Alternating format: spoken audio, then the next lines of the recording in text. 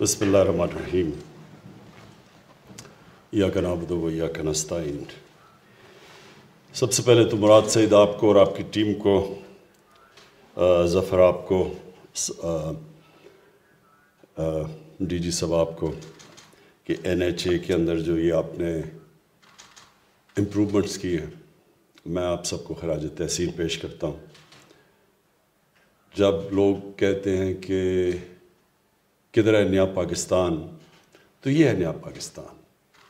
مطلب کہ ایک ملک ماڈرنٹی کی طرف جا رہا ہے، ڈیجیٹائزیشن کی طرف، جو دنیا جس طرف جا رہی ہے، اور فیوچر یہ اب ڈیجیٹائزیشن کا ہے۔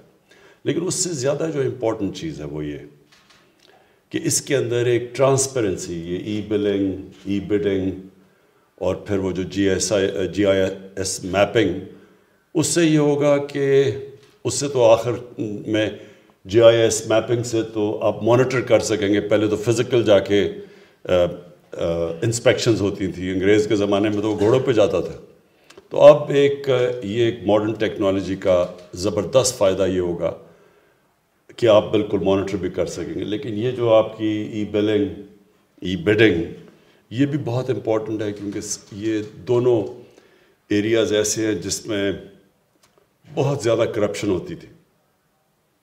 کرپشن اس طرح کہ ایک تو بڈنگ کے اندر پہلے سے جس طرح کانٹریکٹس دیے جاتے تھے، وہ ایک بڑا ایک سیٹ سسٹم بن چکا تھا کرپشن کا، اور پھر جو نقصان ہوتا تھا وہ تو صرف ملک کو نقصان ہوتا تھا کہ جو پیسہ لگنا ہوتا تھا مثلا ایک سڑک کے اوپر، اس کا ایک حصہ چلا جاتا تھا لوگوں کی جیبوں میں۔ سڑک بھی سب سٹینڈرڈ بنتی تھی، اس کا لوگوں کو نقصان پھر سے بنانی پڑتی تھی، یعنی ہر طرح قوم کو نقصان ہوتا تھا۔ اور یہ جب آپ جتنی ٹرانسپیرنسی ٹینڈر دینے میں اور بڈنگ میں لے کے آئیں گے، اتنی کم گنجائش ہو جائے گی کرپشن کی۔ اور یہ جو آپ نے ای بلنگ کا کہا، اس کا بھی جتنا آپ آٹومیشن اور ٹیکنالوجی لے کے آئیں گے، اس میں بھی جتنی ہیومن انٹریکشن کم کرتے رہیں گے، اس میں بھی یہ جو انفارچونیٹلی جو ہمارا رشوت دینے کا پورا سسٹم بن گیا ہے، ایک جڑیں اندر تک چلی گئی ہیں، ایک سسٹم کے اندر ایک آلموسٹ ایکسیپٹیبلٹی ہو گئی ہے۔ لوگ سمجھتے ہیں کہ بس یہ پاکستان ایسا ہی رہے گا، تو اس کو یہ چیز ڈیفیٹ کرے گی۔ میں آپ کو مثال دوں، ہم آج سے 20 سال پہلے شوکت خانم کے اندر کینسر ہاسپٹل میں ہم نے سارا فیصلہ کیا کہ پیپر لیس ہوگا سب کچھ۔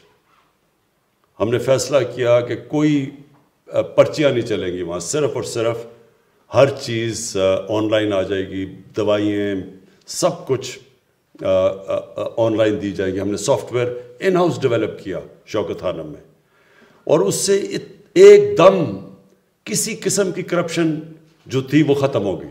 یعنی جو بھی کوئی سمجھتا تھا کہ دوائیوں کے اوپر پیسہ، امپاسبل ہو گیا، لوگوں کے لیے ناممکن ہو گیا کہ کہیں کسی چیز پہ پیسہ بنائے۔ اور ادھر سے یہ 20 سال پہلے وہاں کیا، اور میں 20 سال پہلے دنیا میں یہ سسٹمز آ چکے تھے، لیکن مجھے افسوس ہے کہ آج ایک 2021 کے اندر ہم یہ چیزیں ابھی بھی ہم پاکستان میں نہیں کر سکے۔ اور اس میں بہت بڑی ریزسٹنس ایک سٹیٹس کو سے آتی ہے۔ سٹیٹس کو کا مطلب کہ وہ لوگ جو ایک پرانے نظام سے ناجائز فائدہ اٹھا رہے ہیں، وہ چینج نہیں آنے دیتے۔ تبدیلی کیا ہوتی ہے؟ تبدیلی وہ ہوتی ہے سٹیٹس کو چینج کرنا۔ تو تبدیلی کیوں نہیں لوگ لا سکتے؟ کیونکہ جو سٹیٹس کو ہے، جو وہ لوگ جو ان کو آپ مافیا کہہ دیں، ان کو آپ ویسٹڈ انٹرسٹ کہہ دیں، وہ پرانے سسٹم سے کیونکہ فائدہ اٹھاتے ہیں، وہ چینج نہیں آنے دیتے۔ اور یہ جو آٹومیشن ہے، جب ہمیں دنیا میں پتہ ہے کہ آٹومیشن سے کتنا فائدہ ہوا، میں آپ کو اپنی ایکسپیرینس شوکت خانہ میں بتا رہا ہوں کہ ایک دم تبدیلی آ گئی وہاں، یعنی ناممکن ہو گیا کسی کے لیے کسی قسم کی رشوت دینا لینا، دوائیوں میں گھپلا کرنا۔ تو باقی ہماری گورنمنٹ کے اداروں میں کیوں نہیں آیا؟ کیونکہ ایک سسٹم کے اوپر لوگ ایک کرپشن کا نظام چل رہا ہے۔ میں آپ کو ایک بتاؤں کہ شوکت خانم میں ہمیں ایک دفعہ ایک گورنمنٹ کے ادارے میں بتاؤں گا نہیں کون سا ادارہ ہے، انہوں نے 3-4 لوگوں کا علاج کروایا شوکت خانم سے، اور انہوں نے کہا کہ ہم ان کے پیسے دیں گے، تو ادارے نے پیسے دے دیے ان جو مریضوں کا علاج ہوا۔ تو شوکت خانم اب جو کہ 75% کینسر کا مفت علاج کرتا ہے، یعنی دنیا میں کہیں نہیں ہوتا، وہ چیک گورنمنٹ ادارے پہ کے پاس لے کے گئے. وہ گورنمنٹ کا ادارہ شوکت خانم سے کہہ رہا ہے کہ جس میں ہمیں اتنی کمیشن دو. ایک چیریٹی ہاسپٹل سے وہ کمیشن مانگ رہے ہیں، کیونکہ انہوں نے کہا جی یہاں تو سسٹم ہی یہی ہے، جو چیک کلیئر کرواؤ گے ہمیں اتنے پیسے دو گے. تو یہ بڑی بدقسمتی ہے ہماری. یہ یاد رکھیں کہ کوئی ملک ترقی نہیں کر سکتا جدھر اتنا سارے رشوت کے نظام کو ایکسیپٹ کر بیٹھے. کبھی کوئی ملک نہیں ترقی کر سکتا. کوئی نظام نہیں آگے بڑھ سکتا جس کے اندر اس طرح کی رشوت، سب کو پتا کہ رشوت چل رہی اور رشوت چلتی رہے. اور جو اللہ نے قرآن میں کہا ہوا ہے کہ میں کبھی کسی قوم کی حالت نہیں بدلتا جب تک وہ قوم خود اپنی حالت بدلنے کی کوشش نہ کرے. ہم جب تبدیلی لانے کی کوشش کرتے ہیں تو عمران خان آ کے ایک سوئچ آن کر کے تو تبدیلی نہیں لے کے آئے گا. قوم کا ذہن بدلتا ہے. اللہ نے کہا ہوا ہے کہ میں نہیں تمہیں تبدیل کروں گا جب تک تم خود فیصلہ نہیں کرو گے کہ ہم اس طرح کی زندگی نہیں گزارنا چاہتے، ہم اپنی زندگی بہتر کرنا چاہتے ہیں. ہم بھی دنیا کے اندر ایک چھاتی نکال کے پھرنا چاہتے ہیں کہ ہم پاکستانی ہیں. ہر پاسپورٹ کی دنیا میں ہم عزت چاہتے ہیں. تو ایسے تو نہیں عزت آتی. عزت خوددار قوم کو ملتی ہے، سچی قوم کی عزت ہوتی ہے. جب ملیشیا اور انڈونیشیا میں جب لوگوں نے اسلام قبول کیا تو وہاں کوئی مسلمان فوج تو نہیں گئی تھی. مسلمانوں نے فتح تو نہیں کیا تھا انڈونیشیا اور ملیشیا. جو مسلمان تاجروں کا کیریکٹر دیکھا لوگوں نے، اتنے متاثر ہوئے کہ اس سے وہ لوگ مسلمان ہو گئے. سچے لوگ تھے، کیریکٹر والے لوگ تھے. کوئی بددیانتداری نہیں کرتے تھے اپنے لوگوں سے. لوگ رسپیکٹ کرتے تھے، ان کی امانت دار لوگ تھے. اس لیے لوگ ان کو متاثر ہو کے ان کی طرف آئے. تو ہم پاکستان میں ریئلائز نہیں کرتے کہ اللہ نے اس زمین کو کیا کیا نعمتیں بخشی ہیں. اور میں جب بڑا ہو رہا تھا تو یہ پاکستانیوں کی دنیا میں عزت تھی. تیزی سے اوپر جا رہا تھا ملک. یہ جب ہمارا صدر گیا امریکہ تو امریکہ کا صدر اس کو ایئرپورٹ لینے آیا. جب وہ گیا برطانیہ تو کوئین نے جس طرح اس کو ریسیو کیا، رسپیکٹ تھی ایک دنیا میں. کیونکہ قوم تب ایک لوگ اس طرح جو ایک قوم کو جو آہستہ آہستہ ہمارے سسٹمز گئے، ہم نے سچائی سے دور ہوئے، رشوت ایکسیپٹ کرنی شروع کر دی، لیڈرز نے کرپشن شروع کر دی. اب یہ کیا، یہ جب یہ ایک براڈ شیٹ ایک چیز سب کے سامنے آئی ہے کہ اس نے پاکستان گورنمنٹ نے ایک فرم کو کہا کہ جی ہمیں ہمارے ملک کے سربراہوں کو جو چوری کیا تھا پیسہ اس کے لیے انویسٹیگیٹ کرے. انگلینڈ کی فرم تھی. تو وہ جو انٹرویو دے رہا ہے وہ کیا کہہ رہا ہے کہ کس طرح پاکستان سے پیسہ چوری کر کے باہر جا رہا تھا. اور کون کر رہے تھے؟ پاکستان کے وزیر اعظم، پاکستان کے وزیر، وہ چوری کرنے پہ لگے ہوئے تھے پیسہ. تو جب ملک کا سربراہ چوری کرے، وزیر کرے، تو وہ تو نیچے تک سارا سسٹم کرپٹ ہو جاتا ہے. تو پھر تو NHA کے اندر ہم نہیں کہہ سکتے کہ جناب آپ چیف انجینئر نہ پیسہ بنائے اور فلانا نہ کانٹریکٹر نہ پیسہ بنائے. تو سارا سسٹم جو سب سے بڑا ظلم کرپشن کرتی ہے ایک ملک سے کہ کرپشن کو ایکسیپٹیبل کر دیتی ہے. اب برائی کو برائی نہیں سمجھتے کہ کوئی غلط چیز نہیں ہو رہی. اور اس سے کیا ہوتا ہے؟ کرپشن سے سب سے بڑی چیز کیا ہوتی ہے؟ لوگ بڑے امیر ہو جاتے ہیں. وہ براڈ شیٹ والے نے کہا کہ یہ جو میں تھوڑی چیزیں دیکھ رہا تھا کہ ایک پاکستانی نے، اور وہ بھی بتا نہیں رہا کہ ہمارا پاکستانی سیاستدان نے، سعودی عربیہ سے لنڈن کے بینک میں $1 ارب بھیجا. $1 ارب ایک آدمی نے بھیجا. تو لوگ تو بہت امیر ہیں یہاں کے ہمارے، لیکن ملک غریب ہے، مقروض ہے. ملک قرضے پہ گزارا کر رہا ہے، لیکن لوگ ایسے ہیں جو لنڈن کے سب سے مہنگی جگہوں کے اوپر بڑے بڑے محلوں میں رہ رہے ہیں. ملک تب اوپر جاتا ہے جب ایک ملک امیر ہوتا ہے.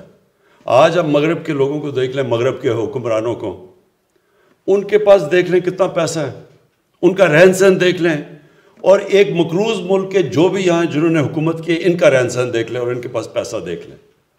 آپ کو لگے گا کہ یہاں دودھ کی نہریں بہہ رہی ہیں، اور لگے گا وہ غریب ملک ہے جب آپ ان کے پرائم منسٹرز کو پرانوں کو دیکھیں گے، ان کو جب ان کا رہن سہن دیکھیں گے، وہ ان کے جب یونائٹڈ نیشنز میں جب گئے ان کے جاتے ہیں پرائم منسٹرز یا ہیڈ آف اسٹیٹس یو این کے اندر، تو وہ کتنا پیسہ خرچ کرتے ہیں، اور جو ہمارے یہاں سے ایک مقروض ملک میں جا کے کس طرح وہاں رہتے تھے، کس طرح پینٹ ہاؤس اور ہوٹل کے اوپر پورے جو سب سے مہنگے ہوٹلوں میں جا کے رہتے تھے. یہ ہے ہمارا مسئلہ. اور بدقسمتی یہ ہے کہ ہم جدھر سے شروع ہوا تھا ہمارا سویلائزیشن جو ہم دیکھتے ہیں، مدینہ کی ریاست، کیونکہ نبی صلی اللہ علیہ وسلم نے وہ ریاست بنائی تھی، تو جب وہاں دیکھیں تو کیا چیز سب سے چیز سامنے آئی تھی کہ جو ریاست کے سربراہ تھے وہ سادگی میں رہتے تھے، کسی نے محلات نہیں بنائے، اپنے اوپر پیسہ نہیں خرچ کرتے تھے، جو پیسہ ریاست میں زیادہ آتا تھا اپنے غریبوں پہ خرچ کرتے تھے، قوم کو نیچے سے اوپر اٹھاتے تھے. فلاحی ریاست بنائی انہوں نے. اور اس کے الٹا یہ دیکھیں کہ ہم نے یہ جو ملک کتنا ایک بڑی خواب تھی پاکستان کہ ہم نے بنانا تھا وہی مثالی اسلامی فلاحی ریاست، اور ہمارے پاس ہم کس طرف نکل گئے. اور اس کا نتیجہ سامنے ہے کہ جب تک ایک قوم واپس اس نظریے پہ نہیں جاتی جس کے لیے بنی تھی، اللہ کی برکت بھی آنے لگی. مبارک دیتا ہوں کہ یہ جو آپ نے قدم اٹھایا. دیکھیں آپ NHA میں جب شروع ہو جائے گا، سب سے زیادہ پیسہ تو سڑکوں پہ بنتا ہے، سب سے زیادہ کمیشنز تو سڑکوں کے اوپر بنتی ہے. تو یہ جب آپ اس کے اوپر اس طرف جا رہے ہیں ڈیجیٹائزیشن کے اوپر، اس کا مطلب کہ آپ نے مشکل ہو جائے گا لوگوں کے لیے پیسہ بنانا، ٹرانسپیرنسی آ جائے گی. اور یہ جب سب سے زیادہ ادارہ جدھر پیسہ بنتا تھا، جب ادھر سے چینج آئے گا تو انشاءاللہ باقی بھی. اب ہم جو اگلا ادارہ ہے FBR، سب سے بڑا چینج آئے گا جب FBR پوری طرح ڈیجیٹائز ہو جائے. اور وہ بھی تھوڑی سی بڑی ریزسٹنس آئی شروع میں، لیکن مجھے ابھی تک انہوں نے ڈیٹ دی ہوئی ہے، میں نے ان کو ٹائم دیا ہوا ہے کہ گرمیوں تک، جولائی تک FBR کے اندر مجھے ٹوٹل ڈیجیٹائزیشن چاہیے. اور انشاءاللہ تب آئے گی. آپ دیکھیں ٹیکس کلیکشن پاکستان میں کیسے اوپر جاتی ہے، اور جیسی ٹیکس کلیکشن جاتی ہے ہمارے ملک میں پیسہ آ جائے گا اپنے ان لوگوں، تعلیم پہ خرچ کرنا، اپنے غریب لوگوں پہ خرچ کرنا، اس کو فلاحی ریاست بنانا. ہمارا جو سب سے بڑا مسئلہ ہے کہ اپنی ہیومن ڈیولپمنٹ کرنا، انسانوں پہ پیسہ خرچ کرنا. قوم تو تب امیر ہوتی ہے جب اس کے انسان امیر ہوتے ہیں. اور جو ایک قوم کی پہچان تب ہوتی ہے کہ وہ کیسے اپنے سب سے غریب طبقے کو کیسے رکھتی ہے، کمزور لوگوں کو کیسے رکھتی ہے. امیر لوگ نہیں کیسے رہتے، اس کے جو کمزور طبقہ کیسے رہتا ہے. اور انشاءاللہ جیسے جیسے ہمارے پاس ریونیو بڑھتا رہے گا، FBR کے اندر ریفارمز آتی رہیں گی. کرپشن جب آپ کو مثلا سڑکوں کے اوپر جب ختم ہوگی تو ہمارے پاس جو مراد نے اصل بات کی کہ ہمارے پاس اور زیادہ پیسہ آ جائے گا خرچ کرنے کا. انفراسٹرکچر کے اوپر ہم اس کو اور بہتر کرتے جائیں گے. انفراسٹرکچر جیسے ہی بہتر ہوتا جائے گا ملک میں زیادہ انویسٹمنٹ آنی شروع ہو جائے گی. تو یہ آج بہت بڑا قدم آپ نے اٹھایا ہے. میں انشاءاللہ اس کی وجہ سے ہم اور منسٹریز کے اوپر بھی پریشر ڈلوا لیں گے کہ ای گورننس کے اوپر ساری سب منسٹریز جائیں. اور ان کو بھی ہم نے ٹائم سکیل دیا ہوا گرمیوں کا کہ اگلے 6 مہینے تک ہم ایکسپیکٹ کرتے ہیں کہ پاکستان کی جو منسٹریز ہیں سب ای گورننس کے اوپر آ جائیں گی. شکریہ.